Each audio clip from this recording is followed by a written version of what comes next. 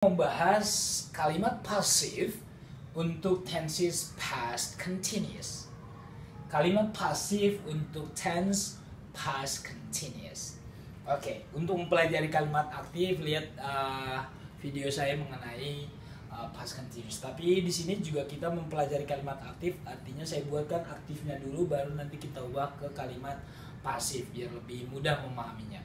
Oke, fokus yang perlu kita harus lihat nanti, yang kita harus fokus untuk membuat kalimat pasif di past continuous adalah to be, was, dan were.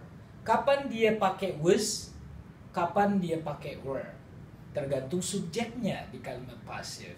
Nah, nanti being selalu ada ditambah dengan verb 3. Sedang di. Nah, ini yang harus kita fokuskan. Siapa sih subjek mana yang pakai was? Subjek mana yang pakai were? Kalau di present continuous tadi, subjek mana yang pakai is, am, dan are. Kalau am kan gampang banget yang pakai I, yang subjeknya I. Kalau is, she, it, she, he, it. Kalau are, we, they, you. Nah, sedangkan untuk di sini was itu dipakai untuk I, she, he, it. Yang tadinya di simple present is dan am, di sini empatnya itu pakai was. Nah, yang tadi di present continuous pakai are, di sini dia pakai were. Oke, were untuk yang plural, was untuk yang singular. Nah, saya buatkan contoh di sini. Kalimat aktifnya. Ibu saya sedang mencuci pakaian ketika saya meninggalkan rumah tadi pagi. Wah, Pak, kalimatnya panjang banget. Yang mana sih yang akan saya ubah? Nah, sama dengan past perfect tadi. Karena di past continuous juga selalu ada dua tense yang muncul.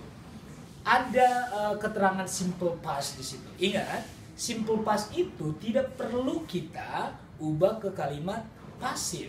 Karena yang fokus utamanya adalah yang past continuous. Jadi, clue-nya nanti yang ing-ing-ing-nya itu yang kita harus ubah ke kalimat pasif. Nah, clue-nya nanti ketika ada when, setelah kata when itu langsung contohnya ini tidak perlu kita ubah, ya. Tidak perlu kita ubah. Yang kita ubah ini di sini.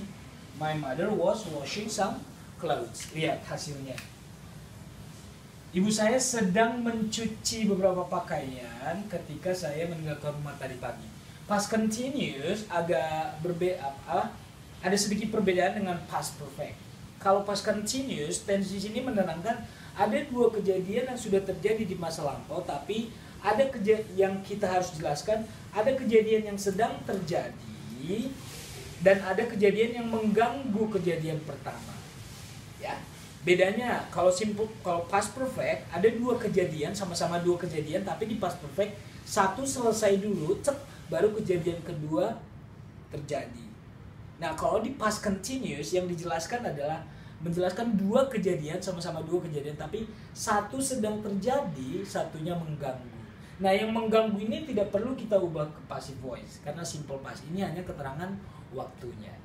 Oke, lihat ini. Beberapa pakaian sedang dicuci oleh ibu saya ketika saya meninggalkan rumah tadi pagi. Lihat, ini tidak berubah. Ya, jadi kita harus fokus di sini saja yang ada ing-ing-ing-nya. Ya, caranya adalah yang mana subjek, ini subjek, ini adalah verbnya, dan ini adalah objeknya.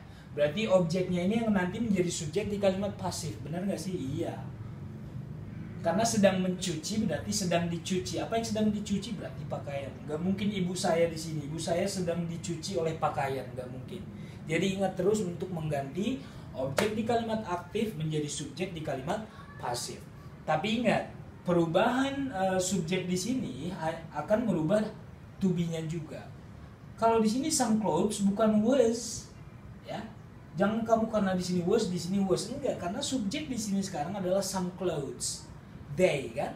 Beberapa pakaian berarti dia pakai were. Jadi kamu jangan fokus karena di sini was, di sini were.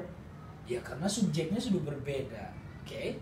Ya, jadi itu saja penjelasan saya mengenai past continuous.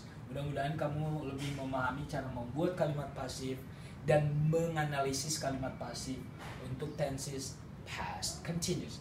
Jangan bingung karena kalimatnya panjang. Ingat, yang simple past-nya tetap tidak berubah. Yang kamu ubah hanya yang ing-nya. Yang kedua yang harus kamu fokus adalah pemakaian. Kapan subjek ini pakai was, kapan pakai were. Kalau was, yang subjeknya tuh singular, satu bendanya, pelakunya. Nah kalau were, bendanya banyak. Maksudnya 1, 2, 3, 4, pokoknya lebih dari 1. Oke? Ya.